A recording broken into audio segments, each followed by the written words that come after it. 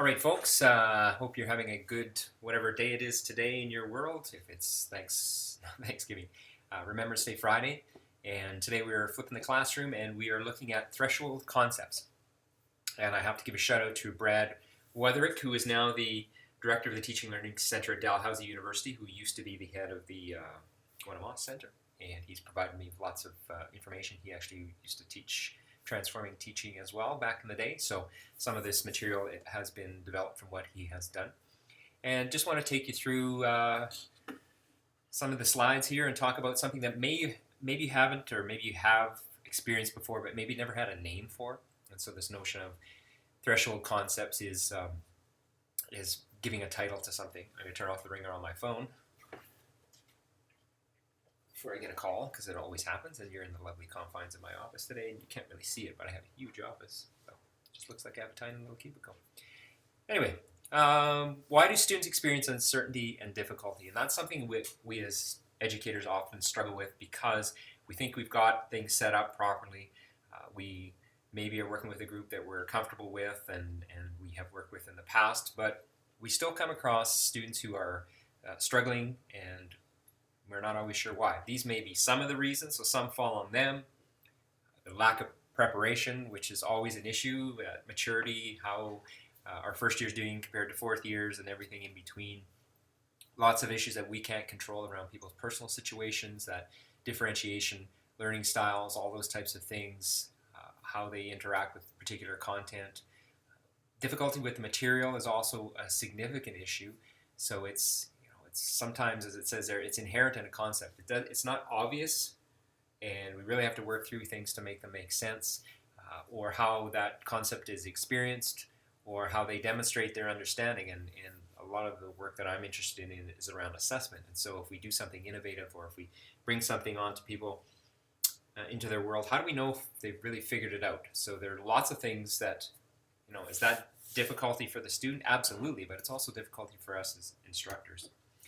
And we keep going back to this with all apologies to those people who are sick of reading this. But it's kind of been a theme as we are bringing our students into that notion of uncertainty. So we're getting them places and trying to create that anxiety in the best sense of the word, if we can have that. And that in turn creates the conditions for learning inside their brain. I hope if we can get it. That's what we're trying to do in higher ed. We're not trying to make it easy on people. Right.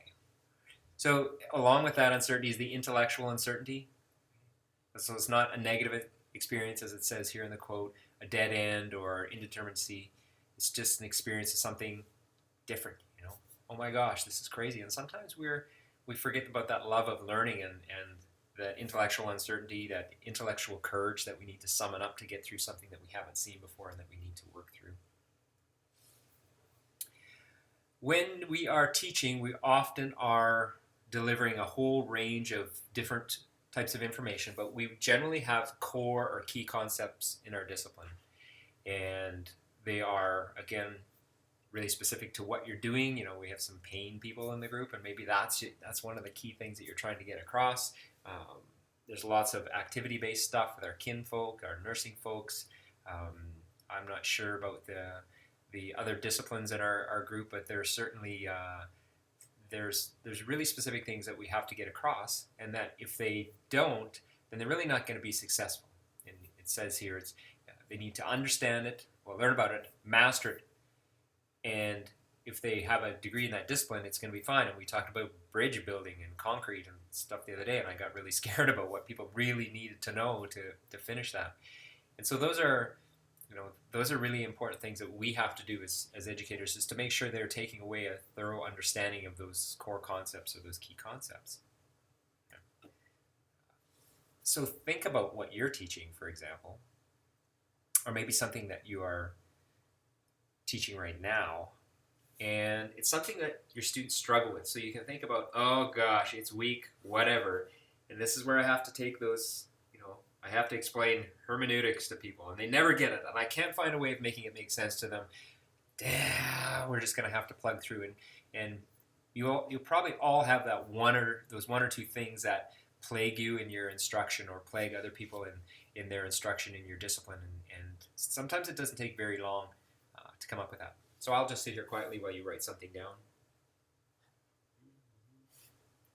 Maybe I'll send a text to a friend. So just think about what you're teaching. I guess you could just pause this, but that's not as much fun.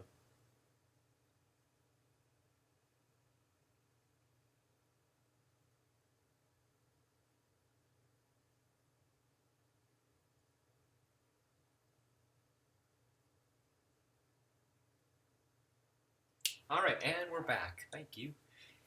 Hey, so whatever you wrote down, like I said, it was probably easy to come up with, and it's something that says it's really hard for students to struggle or to get a hold of. Now, I'm going to email you a copy of this article by Meyer and Land. But those things that people struggle with are often referred to as threshold concepts. So something in a specific discipline, okay, that is leading people to new and exciting ways about thinking and something they haven't done before, but it's somewhere where they really struggle. So it's a precipice, it's a doorway, it's a place of transformation, but it's really hard for people to get through that, and that's what we're talking about today. So here's a lovely example. So as we go through into this brave new world, your job is to figure out where we are right now and then email me at some point in time if you think you know where this is. But we're moving through, we're headed towards knowledge, and it's a kind of a scary experience. So as mentioned before, akin to a portal opening up a new and previously inaccessible way of thinking about something, so a theoretical concept, a transformation of understanding as well. And so when people go through this and they're successful, they really they become changed, and then it allows them to go further and be better and do better. But it's a struggle for them. Ways of thinking and practicing is a part of this. And so oftentimes their misunderstanding results in difficulties they may have to come to terms with in their ways of thinking and practicing. So there's a mismatch about, well, I always thought the world was flat, and now you're telling me it's round, and I have to come to some kind of cerebral connection there, so it's going to make sense to me. And that pushes up against their ways of thinking and practicing. I said ways of thinking and practicing earlier. I may have messed that up. Anyway, but it's the way that they approach information. So we have the notion of episteme and disciplinary epistemology, okay, a system of understanding knowledge, and so that's what either they're bringing or you have to help develop in them. So the ways of knowing is another term that you see in there. The same idea. How do they know? How do they come to their place where they can be confident and comfortable? And there's some things that I struggle with all the time around the threshold concepts, and I have to reteach them and relearn them, or over time I've gotten better at them, but it's really something that you have to work at. So again, we're going through into another location here. So what are some of the characteristics? Troublesome in a negative way, maybe. Transformative in a positive way. Irreversible. So once someone has come to an understanding of a particular threshold concept, it's like how did I ever think that way? How could I go back to that? And they can't. It's integrative in the sense that it may draw together maybe what they thought were discrete parts of knowledge or bodies of knowledge, and all of a sudden there's a way of tying them together, and the sum is greater than the parts, right? Bounded, okay, so you're kind of the notion of how far it spreads out and what you're able to do with that becomes much clearer to you. The notion of it being discursive and reconstitutive. So it takes, again, things that you thought you knew and changes them and for the better. But again, it really messes with the person's mind. So we look at troublesome knowledge. This is some of the stuff that really kind of ties people down when they're trying to get through a threshold concept. So things that are done based on ritual, the Fiddler on the Roof, the tradition thing, or inert. So it's not really doing anything. We have knowledge that's just plain hard to understand, and those things can create all kinds of different knowledge that as we try to go through these threshold concepts, they really push up against our ability to move into those, or our students' abilities to move into those. The defender, the learner. Yes, I love that. Cognitive dissonance. I just don't get it. My brain is just not able to put it together. That's kind of like the boredom principle, right? Where you want people to be bored, or you want their brains to be working really hard at something that they don't know because they want to figure it out, but it can be really troublesome.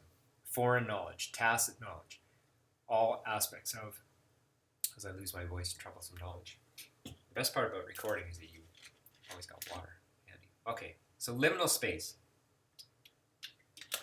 When we're dealing with threshold concepts, we have this notion of liminal space, which means what we are going through as we are achieving understanding of our threshold concept. So where we started from, and then where we will be. I don't have enough space here. It's the in-between stuff. I bet if I had like there, liminal space. So here's where we started, here's where we're going. If I wrote something on there, that would be awesome. If I spell it right. Okay, there we are. So we're in between. Oh, I bet it's backwards on there. I can't write it backwards. I'm not clever enough to do that. So I like this. A unique position where human beings hate to be. Because it's unsettling. Manifests as uncertainty and anxiety. Absolutely. A suspended state in which understanding can approximate to a kind of mimicry or lack of authenticity. Yeah, we're going through the motions maybe. It's like, okay, hold on to that rope and the person ahead of you, and we'll continue to walk through it and see what happens. So it is part of the journey with threshold concepts, but it's not one that we particularly like. And here's a great quote that talks about it. Left the tried and true, but have not yet been able to replace it with anything else. When you're between your old comfort zone and any possible new answer, and you have no roadmap, you have no idea of how you're going to get there. I'll just let you read it a couple of times, because it's kind of, when I read this, it gives me some degree of calm.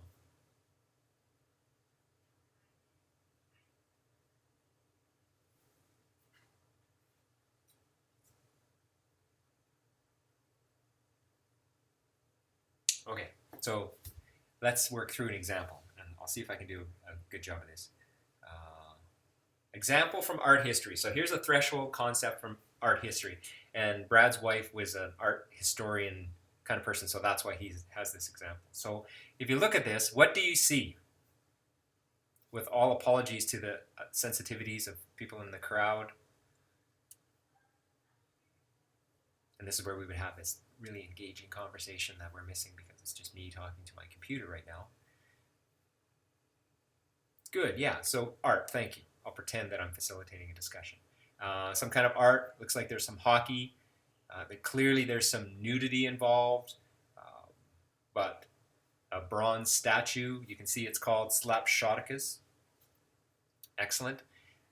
You're right, it was commissioned for the 2010 Olympics, good. So it was on display as part of the Olympics in Vancouver. Great. So some of you are familiar with art and art history, and so you put some of those things together. So if we take a look at deeper, right, so a bronze statue, an idealized nude athlete, okay, nude male athlete, part of the Vancouver Olympics. So there's all sorts of things that we may be able to see in this to make things make sense. It may be a really difficult concept to understand, but it's put in maybe a more modern form right now, or modern artifact. So here's some examples from art and art history. So if you are familiar with hockey, okay, you can go through this and you can start to identify some of the things about that particular style of sculpture, right? And then you can connect it to other sculptures. Okay? So we've got the discus thrower, and we've got the statue of a victorious youth. So those are concepts that when we're trying to get people to understand that particular part about art and how that idealized athlete was venerated in ancient societies, well, we've also got an example from a modern society. So that, in some ways, allows people to make sense of this. So if you are maybe starting with these other two examples, it's not as clear why people would do that, how it would fit in. what we've got here is a more modern one. So that is one example of a threshold concept in art and art history. Now take a look at different concepts that people struggle with in other areas, and so maybe you can find your own in there.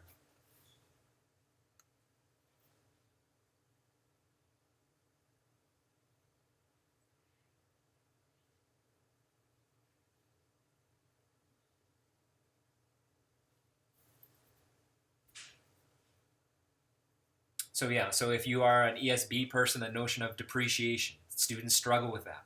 Or biology, evolution, like what do you mean by evolution? How do we do that? And there are all kinds of different competing factors when it comes to evolution. Biblical texts as literary texts, education, this notion of becoming, we talk about that all the time, is that ways of knowing and ways of becoming, and how will you end up becoming a teacher? All sorts of things. The healthcare, the notion of empathy. How do you teach someone the concept of empathy or precedence? Right? These are all really difficult things that people struggle with. And so they are, I don't have nude statues for all of those, but these are some of the different terms that people deal with. Okay? So if you look at your own concepts, when I ask you to write them down previously, do any of them meet these? If you look through, can you see how what you wrote down as a concept that people struggle with, where it becomes integrative, transformative, irreversible, bounded, reconstitutive, constitutive, that's a tough word, discursive, troublesome, are those things that you can look at and go, absolutely, this particular example is, and once people get through it, they become not a tadpole anymore, they become a frog. They've gone through this, they've grown wings and flown. And those are all types of things that if we don't understand that our students struggle with that, then that builds up over time. And so we really have to focus on those things, understand why they're troublesome, and look for ways to make them clearer to their students, to our students, and then let them know that they are changing and they need to know, and this is core material because so much more of it is built onto it. And again, I wish we were all in the same room because we could take a look at it together and see what yours are. Subject matter for learning and teaching. We talk about the process of learning, the process of teaching, how we facilitate transformative learning. So those are all things that we do as instructors to try to make the threshold concepts easier. And I guess I kind of alluded to that in the previous slide. Okay. This is something that again, we struggle with and try to figure out. So why do some students productively negotiate the liminal space and others find it difficult? That again is part of that individual approach to what's going on. But we have to recognize that. We have to know that's, just because one group says, yeah, I get it, I understand what Aboriginal ways of knowing means, whereas another group might be like, wow, that's, don't get it, okay.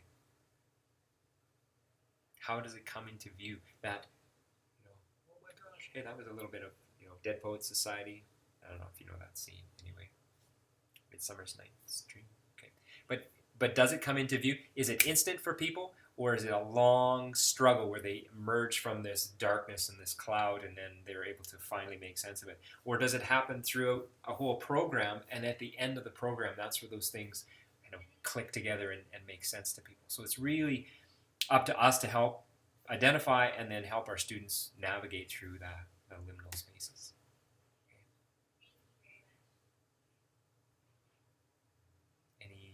Latin people there. Peace to those who enter, good health to those who depart. So there's that transformation that we're going through where it's going to be okay, and when you're done, things are going to be better. And so those are probably not much help to your first year students, but if you can communicate that idea to them, then they'll be better off. I like this one as well. So arrange victories for the students. So as they're going through and they're making sense of it, you have to set up the tough part, but you also want to make sure that they are successful, because if you're constantly pushing back on them because they can't get those threshold concepts, then they're not going to progress. And so it's up to you to be really supportive and see where they're struggling and help them out. Okay. Expectation failure, and this is some stuff from Ken Bain, who's written a lot about teaching and learning. Creating a situation where the students taken for granted mental models results in the inability to solve a problem. So their expectations are, there's no way that they're going to be able to do it. They have to come up with something new. So it's again a way of putting them into that space that makes them feel really uncomfortable, but ultimately when they get through it, they're going to be successful. And this is, this immobility is sometimes we have students that are just, they throw up their hands. They're like, I can't do it. I'm done. Cross their arms, what have you. But they need to know that that's how we learn. We don't just go in and whip through anything. When we get stuck and we talk about, nothing happens without hard work. Well, this is a fine example of how that can find its way into our courses. Now, it shouldn't be with everything, but there will be some of those places where you really want them to struggle and you want them to flounder a bit, and that is this whole notion that we're trying to get at. It doesn't have to be about everything in every class, but those really key concepts, if they spend more time and they dig in, and I guess using that tractor is maybe a good metaphor for this, and get stuck, then they really have to use all of their available skills and wits to be able to be successful. And in addition to that, it's also that notion that reflection is happening. So why is what I've always done not working? Well, because we're doing something so different that you are now in a suspended state, so to speak, and we have to come up with a new process and new knowledge, and that's okay. So we all join hands and we look at one another and say, and that's okay, and that's okay. It goes around the room. But it's really important that you let them know what's going on and that they will be okay and they'll be able to get through it, and they will create new models which will then blend into the other ways that they have approached things in the past. They do need to be motivated. If not, they're like, man, I don't care. It's just not going to work. It's dumb. You hear students say that. It's dumb. This is stupid. Never makes sense to me. Well, it's not.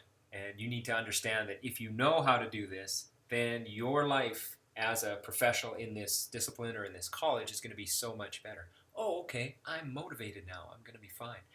The other thing is that in the learning environment, you can't just throw them to the wolves. You have to be there to support them, and you have to be there. The same idea is letting them know that they're in a tough spot, but you also want to let them know that they can phone a friend, they can reach out, and you will grab them and pull them out of the pool or whatever, wherever they seem to be in their learning environment. So that's pretty important. Keep them motivated and keep them safe. We do that with most of our content, or I hope we do, but with this stuff it becomes even more imperative. The underlying game. So it's not just bundles of concepts.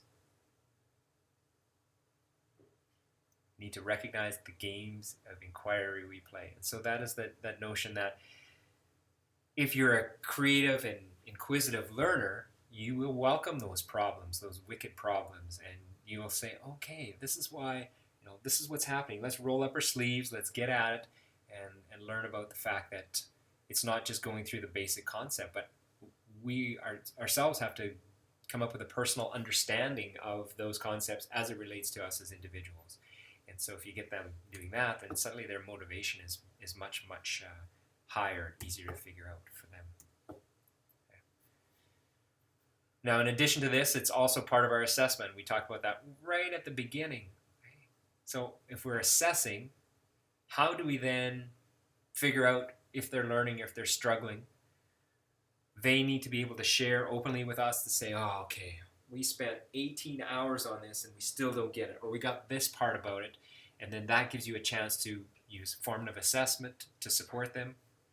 We're not just coming up with the right answer, but we're trying to come up with the right mindset to understand those difficult threshold concepts. And so you have to come up with a way of getting them to show that process, or to rip open their melons and pull out what they're doing, and then you have a sense, you can go, oh, okay, they get it, and I'm comfortable passing these people and moving them on to the second, third, fourth year course because they have gotten through this. And each stage of the game will have its own really difficult information that they need to get through.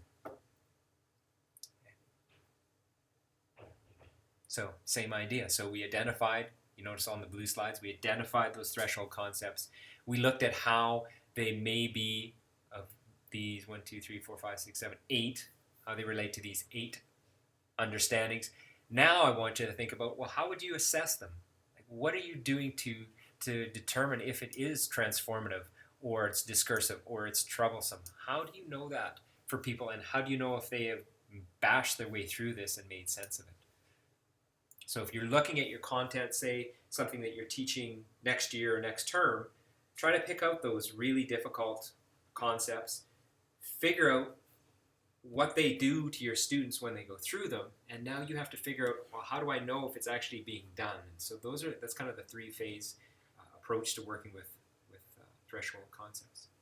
So I hope this is good. This is our flipped classroom, and I think I know how to turn this off. Anyway, I look forward to seeing you all soon. Bye.